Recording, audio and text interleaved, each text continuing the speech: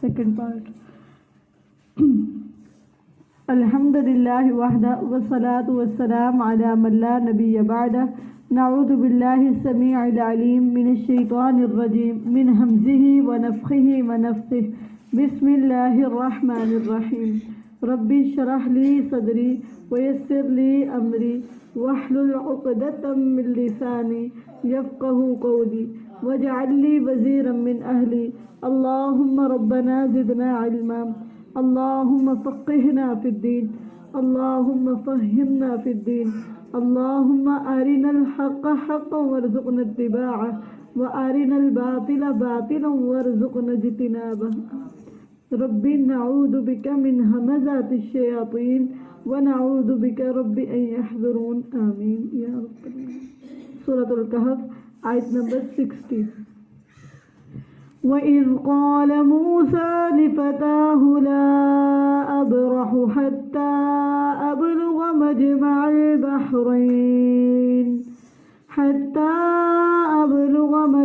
الْبَحْرَيْنِ أَوْ أَمْضِيَ حُقُبًا.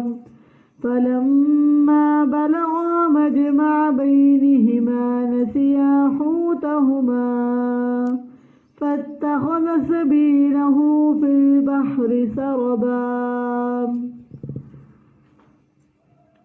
یہاں سے ہم دیکھیں گے موسیٰ علیہ السلام کی جو ہے ان کی سٹوری بتائی جا رہی ہے. موسیٰ علیہ السلام کا ایک واقعہ بتایا جا رہا ہے. پیچھے آپ 4 آزمائشیں دیکھ چکے ہیں. عقیدے پہ آزمائش تھی, مال آزمائش ہے, ٹھیک ہے, اس طرح کر کے اب یہ علم کی آزمائش. موسیٰ علیہ السلام سے کسی سائل نے پوچھا علم کے متعلق, تو موسیٰ علیہ السلام نے کہا اس وقت مجھ سے بڑا عالم کوئی نہیں, اس وقت مجھ سے بڑا کوئی عالم نہیں ہے. اللہ تعالیٰ نے موسیٰ علیہ السلام سے کہا کہ اس وقت بھی آپ سے بڑھ کے علم موجود ہے. اور جا کے ان سے موسیٰ علیہ السلام نے کہا اللہ تعالیٰ جی جس کے پاس مجھ سے زیادہ علم ہے مجھے اس سے ملا دے, میری اس سے ملاقات کروا دے تاکہ میں اس سے علم حاصل کر لوں. تو یہ موسیٰ علیہ السلام کا علم لینے کا سفر بتایا جا رہا ہے. اور یاد رکھیے علم بھی ایک آزمائش ہے. علم کیا ہے؟ اس کی نسبت اللہ کی طرف کریں, اس کی نسبت اللہ کی طرف. جب آپ علم کی نسبت اپنی طرف کریں گے کہ میں بہت زیادہ جاننے والا ہوں, میرے پاس بہت زیادہ علم ہے, تو یہ اپنی طرف علم کی نسبت ہلاکت کا سبب ہے. قارون ہلاک ہوا تھا, وجہ کیا تھی کہ اس نے کہا کہ مجھے جو کچھ دیا گیا ہے میرے علم کی وجہ سے دیا گیا ہے, میرے پاس علم اتنا زیادہ ہے, اس علم کی بنا پہ میرے پاس یہ مال و دولت ہے. ٹھیک ہے, تو نعمت کی نسبت اللہ کی طرف نہ کریں گے تو تباہیاں اور بربادیاں. ٹھیک ہے, نعمتوں کی نسبت اللہ کی طرف کریں. اور جب موسیٰ علیہ السلام نے اپنے جوان سے کہا میں نہیں ہٹوں گا یہاں تک کہ 2 دریاؤں کے ملنے کے مقام پر پہنچ جاؤں یا مدتوں چلتا رہوں. یہ موسیٰ علیہ السلام کا عزم تھا, ارادہ تھا کہ جب تک میں 2 دریاؤں کے ملنے کے مقام پر پہنچ نہ جاؤں تب تک میں چلوں گا نہیں, تب تک میں ہلوں گا نہیں, تب تک میں ہٹوں گا, میں اس راستے پہ استقامت اختیار کروں گا جب تک میں اس جگہ پہ پہنچ نہ جاؤں گا, میں ہٹوں گا. یہ میرا مقصد ہے کہ یہ 2 دریاؤں کے ملنے کی جگہ پہ وہ شخص تھا جس کے پاس علم تھا. تو کہا جب تک میں وہاں تک جا نہ سکوں تب تک میں نے پیچھے ہٹنا نہیں ہے.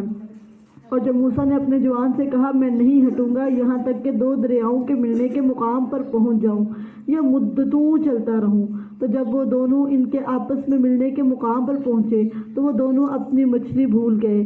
تو اس مچھلی نے اپنا راستہ دریا میں سرنگ کی صورت میں بنا لیا.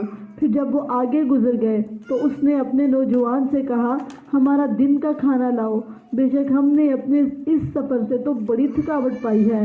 اس نے کہا کیا تو نے دیکھا جب ہم اس چٹان کے پاس جا کر ٹھہرے تھے تو بے شک میں مچھلی بھول گیا اور مجھے وہ نہیں بھلائی گئی مگر شیطان نے کہ میں اس کا ذکر کروں. ٹھیک ہے, تو یہ شیطان کیا کرتا ہے؟ بھلا دیتا ہے. ایک ٹرک اس کے پاس کیا ہے؟ بھلانے کی. کہ جو علم کے راستے پہ چلنا شروع کرتے ہیں ان کو یہ دھوکہ دیتا ہے کہ تمہیں بھول جائے گا, تمہیں یاد نہیں رہے گا, قرآن حفظ نہ کرو, قرآن یاد نہ کرو کیونکہ تمہیں بھول جائے گا. یہ بھولنے کا اندیشہ ڈالتا ہے, بھولنے کا خطرہ ڈالتا ہے تاکہ کوئی اس راستے پر چلے ہی نہ.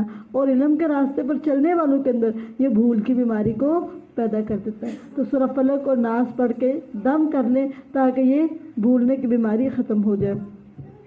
اور مجھے وہ نہیں بلائی مگر شیطان نے کہ میں اس کا ذکر کروں، اور اس نے یعنی مچھلی نے اپنا راستہ دریا میں عجیب طرح سے بنا لیا۔ موسیٰ نے کہا یہی ہے جو ہم تلاش کر رہے تھے، سو وہ دونوں اپنے قدموں کے نشانوں پر پیچھا کرتے ہوئے واپس لوٹے، تو ان دونوں نے ہمارے بندوں میں سے ایک بندے کو پایا جسے ہم نے اپنے ہاں سے ایک رحمت عطا کی اور اسے اپنے پاس سے ایک علم سکھایا تھا۔ موسیٰ علیہ السلام جس شخص کے پاس آئے تھے نا، اس کے پاس دو خصوصیات تھی، ایک رحمت تھی اور دوسرا علم، ٹھیک ہے؟ اور جس کے پاس علم ہوتا ہے اس پر اللہ کی رحمت ہوتی ہے۔ اس صورت میں بہت زیادہ رحمت کی بات آئے گی۔ موسیٰ علیہ السلام نے اس سے کہا هل اتبعك على ان تعلمني مما علمت رشدا، موسیٰ نے اس سے کہا کیا میں تیرے پیچھے چلوں، کیا میں تیرے طالب علمی کے اصول بتائے جا رہے ہیں کہ طالب علم کا کام کیا ہے۔ جو طالب علم ہے، علم کو طلب کرنے والا ہے، اس نے استاد کے پیچھے چلنا ہے، اس کو فالو کرنا ہے، اس کی پیروی کرنی ہے، اس کی اتباع کرنی ہے، اس کے پیچھے پیچھے رہنا ہے، نہ ساتھ اور نہ ہی آگے۔ موسیٰ علیہ السلام نے اس سے کہا کیا میں تیرے پیچھے چلوں اس شرط پر کہ تجھے جو کچھ سکھایا گیا ہے اس میں سے کچھ بلائی مجھے سکھا دے۔ خضر علیہ السلام نے کہا بے شک تو میرے ساتھ ہرگز صبر نہ کر سکے گا، اور تو اس پر کیسے صبر کرے گا جسے تو نے پوری طرح علم میں نہیں لیا۔ تو موسیٰ علیہ السلام نے کہا ستجدنی ان شاء اللہ صابرا ولا اعصی لک امرا، موسیٰ علیہ السلام نے کہا اگر اللہ نے چاہا تو مجھے ضرور صبر کرنے والا پائے گا۔ صبر کے بغیر علم نہیں آتا، علم اس کو ملے گا جس کے پاس صبر ہے۔ اور موسیٰ علیہ السلام نے کہا اگر اللہ نے چاہا تو ضرور مجھے صبر کرنے والوں میں سے پائے گا۔ اور دوسری بات وَلَا أَعْصِي لَكَ أَمْرًا، اور میں تیرے کسی حکم کی نافرمانی، جس سے علم لینا ہوتا ہے اس کے ساتھ یہ شرائط، یہ کمٹمنٹ کرنی ہوتی ہے۔ پہلی بات میں صبر کروں گا، اور دوسرا میں آپ کی بات مانوں گا، نافرمانی نہیں کروں گا۔ کہا پھر اگر تو میرے پیچھے چلا تو مجھ سے کسی چیز کے بارے میں مت پوچھنا، یہاں تک کہ میں تیرے لیے اس کا کچھ حصہ ذکر کر دوں۔ تو یہ موسیٰ علیہ السلام کے لیے حضرت خضر نے شرط لگائی جب تک میں بتاؤں نا تب تک مجھ سے کچھ پوچھنا نہیں۔ اور استاد کے لیے جائز شرائط لگانا جائز ہیں، ٹھیک ہے، وہ اچھی شرط اور جائز شرط لگا سکتا ہے۔ تو دونوں چل پڑے، یہاں تک کہ جب وہ کشتی میں سوار ہوئے تو موسیٰ علیہ السلام تو خضر علیہ السلام نے کشتی کو پھاڑ دیا۔ کہا موسیٰ علیہ السلام نے کیا تو نے اسے اس لیے پھاڑ دیا کہ اس کے سواروں کو غرق کر دے؟ بلا شبہ یقیناً تو ایک بہت بڑے کام کو آیا ہے۔ دیکھا نا یہ غلط کام ہوا ہے، فوراً خاموش نہیں رہے، چپ نہیں رہے، بلکہ کیا کیا، فوراً سے الرٹ کیا، بتایا کہ یہ تو غلط کام ہے۔ کیا اس لیے کیا تاکہ لوگ غرق ہو جائیں؟ خضر علیہ السلام نے کہا کیا میں نے نہ کہا تھا کہ تم میرے ساتھ ہرگز صبر نہ کر سکے گا؟ موسیٰ علیہ السلام نے کہا مجھے اس پر نہ پکڑ جو میں بھول گیا، اور مجھے میرے معاملے میں کسی مشکل میں نہ پھنسا۔ پھر وہ دونوں چل پڑے، یہاں تک کہ جب وہ ایک لڑکے سے ملے تو خضر علیہ السلام نے اس لڑکے کو قتل کر دیا۔ موسیٰ علیہ السلام نے کہا تو نے ایک بے گناہ جان کو کسی جان کے بدلے کے بغیر قتل کر دیا، بلا شبہ یقیناً تو ایک بہت برے کام کو آیا ہے۔ خضر علیہ السلام نے کہا میں نے تجھ سے نہیں کہا تھا کہ تو میرے ساتھ ہرگز صبر نہ کر سکے گا؟ موسیٰ علیہ السلام نے کہا اگر میں تجھ سے اس کے بعد کسی چیز کے متعلق پوچھوں تو مجھے ساتھ نہ رکھنا، یقیناً تو میری طرف سے پورے عذر کو پہنچ چکا ہے۔ پھر وہ دونوں چلے، یہاں تک کہ جب وہ ایک بستی والوں کے پاس آئے، انہوں نے اس کے رہنے والوں سے کھانا طلب کیا تو انہوں نے انکار کر دیا کہ ان کی مہمان نوازی کرے۔ پھر خضر علیہ السلام نے دیکھا کہ ایک دیوار جو چاہتی تھی کہ گر جائے، تو خضر علیہ السلام نے اسے سیدھا کر دیا۔ موسیٰ علیہ السلام نے کہا اگر تو چاہتا تو ضرور اس پر کچھ اجرت لے لیتا، ان نے مہمان نوازی تو نہیں کی تو آپ ان سے مزدوری لے لیتے کہ میں نے آپ کی دیوار سیدھی کی ہے، اب لحاظ مجھے مزدوری دے۔ کہا یہ میرے درمیان اور تیرے درمیان جدائی ہے، ان قریب میں تجھے اس کی اصل حقیقت بتاؤں گا جس پر تو صبر نہیں کر سکا۔ رہی کشتی جو میں نے پھاڑ دی تھی تو وہ چند مسکینوں کی تھی، کن کی تھی؟ مسکینوں کی تھی جو دریا میں کام کیا کرتے تھے، تو میں نے چاہا کہ اسے عیبدار کر دوں، اور ان کے آگے ایک بادشاہ تھا جو ہر کشتی چھین کر لے لیتا تھا۔ تو کشتی کو داغدار کرنے کی وجہ کیا تھی کہ کشتی، ایک بادشاہ کشتی چھین لیا کرتا تھا، تو انہوں نے جب داغدار کر دیا تو وہ کشتی جو ہے بادشاہ لے نہیں سکتا کہ یہ تو پھٹی ہوئی ہے، یہ تو ٹوٹی ہوئی ہے، یہ تو خراب ہے۔ تو چھوٹے نقصان کے ذریعے اللہ نے بڑے بڑے نقصان سے، اگر وہ نہ پھٹی ہوتی اب تو وہ ٹھیک کروا لیتے، لیکن اگر وہ کشتی پھٹی نہ ہوتی، خراب نہ ہوتی، تو بادشاہ نے پوری کی پوری کشتی لے لینی تھی، ٹھیک ہے، جو کہ دوبارہ خریدنا ان کے لیے ایک ناممکن کام تھا، ٹھیک ہے۔ تو اللہ تعالیٰ کبھی چھوٹے چھوٹے نقصان دے کر بڑے بڑے نقصانوں سے بچاتے ہیں، ٹھیک ہے۔ اور رہا لڑکا، تو اس کے ماں باپ دونوں مومن تھے، تو ہم ڈرے کہ وہ ان دونوں کو سرکشی اور کفر میں پھنسا دیں گے، تو ہم نے چاہا کہ ان دونوں کو ان کا رب اس کے بدلے ایسی اولاد دے جو پاکیزگی میں اس سے بہتر اور شفقت میں زیادہ قریب ہو۔ جو چیز دی گئی ہے نا، شاید اس میں شر ہے، اور اس کو لے لیا جائے تاکہ اس سے بہتر چیز، اعلیٰ چیز دے دی جائے۔ اور رہ گئی دیوار، تو وہ شہر میں 2 یتیم لڑکوں کی تھی، اور اس کے نیچے ان دونوں کے لیے ایک خزانہ تھا، اور ان کا باپ نیک تھا۔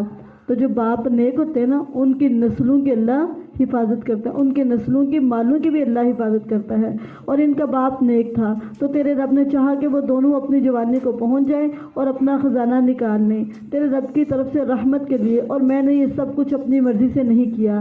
یہ ہے اصل حقیقت ان باتوں کی جن پر تو صبر نہیں کر سکا۔ 3 سوال تھے، 3 کام تھے اور 3 ہی جواب، اور ان میں بتایا یہ تھا کہ بظاہر نقصان نظر آتا ہے، لیکن اس نقصان کے پیچھے کتنی بڑی حکمت ہوتی ہے، کتنی بڑی۔ اللہ بڑے نقصانوں سے بچانے کے لیے چھوٹے چھوٹے نقصان، یہ چھوٹے چھوٹے نقصان کیوں آتے ہیں؟ بڑے نقصانوں سے بچانے کے لیے۔ دوسری بات، وہ جو غلام تھا جو لڑکے کو قتل کیا، تو اس لڑکے کو قتل کرنے کا مقصد کیا تھا کہ اس سے بہتر اولاد عطا کی جائے، جو پاکیزہ ہو اور جو اچھی اولاد ہو، نیک اولاد ہو۔ اور تیسری بات، وہ جو غلاموں کی 2 بچوں کی دیوار تھی، اس کے نیچے خزانہ تھا، اس کی حفاظت کی، کیونکہ ان کا باپ نیک انسان تھا، تو اس کی نیکی اس کی نسلوں تک اس کا اجر پہنچایا اللہ تعالیٰ نے۔ وَيَسْأَلُونَكَ عَنْ ذِي الْقَرْنَيْنِ قُلْ سَأَتْلُو عَلَيْكُمْ مِنْهُ ذِكْرًا، اور وہ تجھ سے ذوالقرنین کے بارے میں پوچھتے ہیں، تو کہہ میں تمہیں اس کا کچھ ذکر ضرور پڑھ کر سناؤں گا۔ بے شک ذوالقرنین ہم نے اسے زمین میں اقتدار دیا تھا، اور اسے ہر چیز میں سے کچھ سامان عطا کیا تھا، تو وہ کچھ سامان ساتھ لے کر چلا، یہ بیٹھا نہیں رہا، ساری زندگی اس نے سفر کیا اور اللہ کی خاطر، یہاں تک کہ جب وہ سورج غروب ہونے کے مقام پر پہنچا تو اسے پایا کہ وہ دلدل والے چشمے میں غروب ہو رہا ہے، اور اس کے پاس ایک قوم کو پایا۔ ہم نے کہا اے ذوالقرنین، یا تو یہ ہے کہ تو انہیں سزا دے دے، اور یا یہ کہ تو ان کے بارے میں کوئی نیک سلوک کرے۔ تو ذوالقرنین نے فیصلہ کیا کیا؟ اس نے کہا جو شخص تو ظلم کرے گا تو ہم اسے جلد سزا دیں گے، پھر وہ اپنے رب کی طرف لوٹایا جائے گا تو وہ اسے عذاب دے گا، بہت برا عذاب دینا۔ لیکن جو نیک ہے، جو ایمان لایا اور اس نے نیک عمل کیا، تو اس کے لیے بدلے میں بھلائی ہے، اور ان قریب ہم اسے اپنے کام میں سے سراسر آسانی کا حکم دیں گے۔ یہ فیصلہ کس نے کیا تھا؟ ذوالقرنین نے۔ وہ صاحب اختیار تھا، صاحب اقتدار تھا، جب اس کو اقتدار ملا تو اس نے اقتدار کو اتنا اچھا استعمال کیا، ظالموں کے لیے الگ اصول بنایا اور مومنوں کے لیے الگ اصول بنایا۔ پھر وہ کچھ اور سامان ساتھ لے کر چلا، یہاں تک کہ جب وہ سورج نکلنے کے مقام پر پہنچا، پیچھے کدھر تھا؟ غروب ہونے، اور اب سورج نکلنے کے، پوری دنیا میں گھومے، یہاں تک کہ جب وہ سورج نکلنے کے مقام پر پہنچا تو اسے ایسے لوگوں پر طلوع ہوتے ہوئے پایا جن کے لیے ہم نے اس کے آگے کوئی پردہ نہیں بنایا تھا، ایسے ہی تھا، اور یقیناً ہم نے جو کچھ اس کے پاس تھا اس کا علم کی روح سے احاطہ کر رکھا تھا۔ پھر وہ کچھ اور سامان ساتھ لے کر چلا، یہاں تک کہ جب وہ 2 پہاڑوں کے درمیان پہنچا تو ان کی اس طرف کچھ لوگوں کو پایا جو قریب نہ تھے کہ کوئی بات سمجھے۔ انہوں نے کہا اے ذوالقرنین، بے شک یاجوج اور ماجوج اس سرزمین میں فساد کرنے والے ہیں، تو کیا ہم تیرے لیے کچھ آمدنی طے کر دیں اس شرط پر کہ تو ہمارے درمیان اور ان کے درمیان ایک دیوار بنا دے؟ تو نبی صلی اللہ علیہ وسلم فرمائے جو یاجوج اور ماجوج ہیں، حضرت عیسیٰ علیہ السلام جب نازل ہوں گے ان کے بعد یہ آئیں گے، عیسیٰ علیہ السلام کے نزول کے بعد۔ اس وقت عیسیٰ علیہ السلام موجود ہوں گے، تب یاجوج اور ماجوج آئیں گے اور یہ زمین میں بہت زیادہ فساد کریں گے، اور اس وقت مومنین جو ہیں وہ غاروں میں پناہ لے لیں گے، قلعہ بند ہو جائیں گے، کیونکہ ان کا کوئی مقابلہ نہیں کر سکے گا، اور یہ جہاں سے گزریں گے پانی کا قطرہ تک نہ چھوڑیں گے، حتیٰ کہ ان کی پچھلی جماعت آئے گی تو کہے گی یہاں پہ تو کبھی پانی تھا ہی نہیں، اتنا زیادہ یعنی یہ زمین میں فساد کریں گے، کوئی چیز نہ چھوڑیں گے، ہر چیز کو نقصان دیں گے، اور ان کا شر ہر جگہ پہنچ جائے گا، اور ان آسمان کی طرف نا تیر پھینکیں گے، اللہ ان تیروں کو خون آلود کر کے نا واپس بھیجیں گے، کہیں گے ہم نے زمین والوں کو تو مار دیا، ہم آسمان والوں کو بھی مار رہے ہیں، پھر اللہ تعالیٰ ان کی گردن کے اندر ایک کیڑا پیدا کر دیں گے، اس کیڑے کی وجہ سے ان کی ہلاکت ہوگی، اور یہ سب کے سب مار دیے جائیں گے، اور جہنم میں اکثریت یاجوج اور ماجوج کی ہوگی۔ انہوں نے کہا اے ذوالقرنین، بے شک یاجوج اور ماجوج اس سرزمین میں فساد کرنے والے ہیں، تو کیا ہم تیرے لیے کچھ آمدنی طے کر دیں اس شرط پر کہ تو ہمارے درمیان اور ان کے درمیان ایک دیوار بنا دے، ہمیں یاجوج اور ماجوج سے محفوظ کر دے۔ اس نے کہا جن چیزوں میں میرے رب نے مجھے اقتدار بخشا ہے وہ بہتر ہیں، اس لیے تم قوت کے ساتھ میری مدد کرو کہ میں تمہارے درمیان اور ان کے درمیان ایک موٹی دیوار بنا دوں۔ تم میرے پاس لوہے کے بڑے بڑے ٹکڑے لاؤ، یہاں تک کہ جب اس نے دونوں پہاڑوں کا درمیانی حصہ برابر کر دیا تو کہا دھن کو، یہاں تک کہ جب اس نے اسے آگ بنا دیا تو کہا لاؤ میرے پاس، میں اس پر پگھلا ہوا تانبا انڈیل دوں۔ پھر نہ ان میں یہ طاقت رہی کہ اس پر چڑھ جائے اور نہ وہ اس میں کوئی سوراخ کر سکے، اتنا مضبوط اور پکا کام کیا۔ پھر کی رحمت سے ہے، یہ کیا ہے میرے، اتنا عظیم کام کر کے، اتنا بڑا کام کر کے، لوگوں کو اتنا زیادہ فائدہ پہنچا کر، لوگوں کو اتنے بڑے شر اور نقصان سے بچا کر کوئی کریڈٹ خود کو وصول ہے۔ رحمت من ربی، کہا یہ میرے رب کی طرف سے ایک رحمت ہے، یہ ہے میرے رب کی رحمت کہ اس نے مجھے لوگوں کی خیر خواہی کے لیے چنا، لوگوں کو شر سے بچانے کے لیے چنا، مجھے لوگوں کی خاطر چنا، یہ اللہ کی بہت بڑی رحمت ہے کہ میں کسی کے کام آ گیا۔ کہا یہ میرے رب کی طرف سے ایک رحمت ہے۔ پھر جب میرے رب کا وعدہ آ گیا یعنی قیامت، تو وہ اسے زمین کے برابر کر دے گا یعنی مٹا دے گا، اور میرے رب کا وعدہ ہمیشہ سے سچا ہے۔ تو یہ قیامت پر یقین رکھنے والے تھے، قیامت کے بارے میں ان کا عقیدہ تھا۔ رسول اللہ صلی اللہ علیہ وسلم نے فرمایا یاجوج اور ماجوج ہر روز اس دیوار کو کھودتے چاٹتے ہیں تاکہ اس کو ختم کر دے، لیکن جب تھوڑی سی رہ جاتی ہے کل کے لیے چھوڑ دیتے ہیں کہ یہ باقی کل کر لیں گے، اور پھر اللہ تعالیٰ اس کو واپس اتنا ہی کر دیتے ہیں۔ لیکن ایک دن آئے گا وہ کہیں گے انشاءاللہ آج ہم اس دیوار کو ختم کر دیں گے، تو وہ پھر اللہ کے حکم سے اس دیوار کو ختم کر کے اور نکل آئیں گے۔ کہا یہ میرے رب کی طرف سے ایک رحمت ہے۔ پھر جب میرے رب کا وعدہ آ گیا تو وہ اسے زمین کے برابر کر دے گا، اور میرے رب کا وعدہ ہمیشہ سے سچا ہے۔ اور اس دن ہم ان کے بعض کو چھوڑیں گے کہ بعض میں ریلا مارتے ہوں گے، اور سور میں پھونکا جائے گا تو ہم ان کو جمع کریں گے، پوری طرح جمع کرنا۔ اور اس دن ہم جہنم کو کافروں کے عین سامنے پیش کریں گے، وہ لوگ کہ ان کی آنکھیں میرے ذکر سے پردے میں تھی اور وہ سن ہی نہ سکتے تھے۔ تو کیا جن لوگوں نے کفر کیا انہوں نے گمان کر لیا ہے کہ وہ مجھے چھوڑ کر میرے بندوں کو حمایتی بنا لیں گے؟ بے شک ہم نے جہنم کو کافروں کے لیے بطور مہمانی تیار کر رکھا ہے۔ قُلْ هَلْ نُنَبِّئُكُمْ بِالْأَخْسَرِينَ أَعْمَالًا الَّذِينَ ضَلَّ سَعْيُهُمْ فِي الْحَيَاةِ الدُّنْيَا وَهُمْ يَحْسَبُونَ أَنَّهُمْ يُحْسِنُونَ صُنْعًا۔ کہہ دے کیا ہم تمہیں وہ لوگ بتائیں جو اعمال میں سب سے زیادہ خسارے والے ہیں؟ اس دنیا میں سب سے زیادہ خسارے والے کون لوگ ہیں؟ ان کی صفات بتائی جا رہی ہیں۔ پہلی یہ وہ لوگ جن کی کوششیں دنیا کی زندگی میں ضائع ہو گئی اور وہ سمجھتے ہیں کہ وہ ایک اچھا کام کر رہے ہیں، ساری کوشش دنیا کی زندگی میں، ساری کوششیں دنیا کی زندگی کے لیے تھی اور دنیا کی زندگی میں ضائع ہو گئی، آخرت میں کچھ کام نہ آیا۔ وہ لوگ جن کی کوششیں دنیا کی زندگی میں ضائع ہو گئی اور وہ سمجھتے ہیں کہ وہ ایک اچھا کام کر رہے ہیں، یہی لوگ ہیں جنہوں نے اپنے رب کی آیات اور اس کی ملاقات کا انکار کیا تو ان کے اعمال ضائع ہو گئے، سو ہم قیامت کے دن ان کے لیے کوئی وزن قائم نہیں کریں گے۔ یہ ان کی جزا جہنم ہے، اس وجہ سے کہ انہوں نے کفر کیا اور میری آیات اور میرے رسولوں کو मजाक बनाया।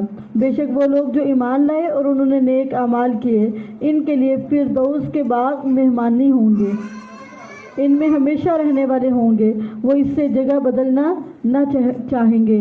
कह दे अगर समंदर मेरे रब की बातों के लिए स्याही बन जाए तो यकीनन समंदर ख़त्म हो जाएगा इससे पहले कि मेरे रब की बातें ख़त्म हों, अगरचे हम इसके बराबर और स्याही ले आएँ। कह दे मैं तो तुम जैसा एक बशर ही हूँ, मेरी तरफ वही की जाती है कि तुम्हारा माबूद सिर्फ एक माबूद है। बस जो शख्स अपने रब की मुलाकात की उम्मीद रखता हो तो लाजिम है कि वो अमल करे नेक अमल और अपने रब की इबादत में किसी को शरीक ना बनाए। तो अल्हम्दुलिल्लाह सूरा कहफ कंप्लीट हुई।